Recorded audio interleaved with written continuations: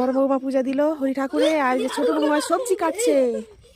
দেখো সবাই, শীতল সানা আজকে রান্না হবে, সেই জন্য পুঁই শাক কাটা হচ্ছে।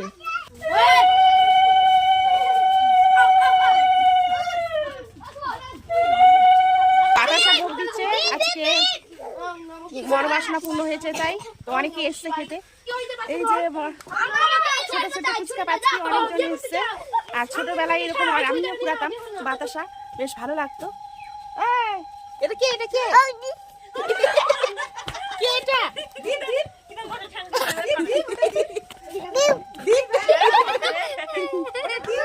নাম বলে দিচ্ছে, দীপ নাম, দীপ। এই যে